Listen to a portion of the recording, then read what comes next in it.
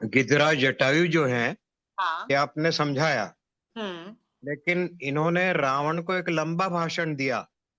जटायु ने। तो वो रावण वृत्ति को, गिद्ध वृत्ति को, दोनों को समय उस दृश्य में कैसे हम समायोजित करेंगे?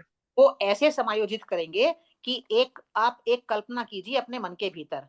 एक मन के भीतर कल्पना कीजिए कि मुझे मेरे पास नौकरी नहीं है और मैं अभी बेरोजगार हूँ और नौकरी की आकांक्षा करता हूँ। अब नौकरी है नहीं, मैं चाहता हूँ गवर्नमेंट की नौकरी और वो नौकरी अभी उपलब्ध नहीं है आसानी से। अब कोई मेरा मित्र आकर कहता है कि यदि थोड़ा-सा सैक्रिफाइस करोगे, थोड़ा-सा पैसा लगाओगे, तो ये नौकरी मैं आपको दिलवा दूँगा।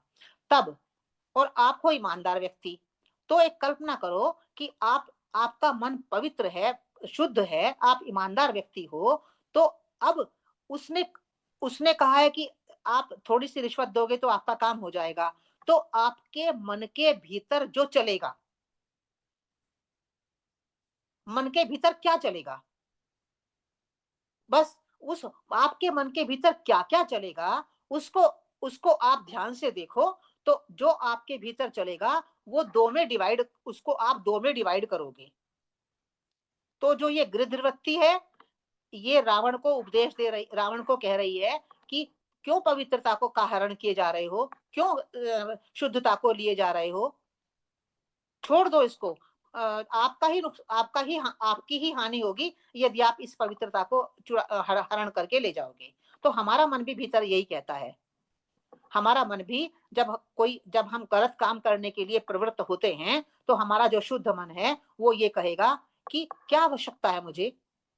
अपनी कितनी कठिनाई से मैंने अपने मन को पवित्र बनाया है, कितना मैंने सत्संग किया है, कितना मैंने सत्शास्त्रों का अध्ययन किया है, क्या इसको छोड़ दूँ? क्या उसको लुटा दूँ?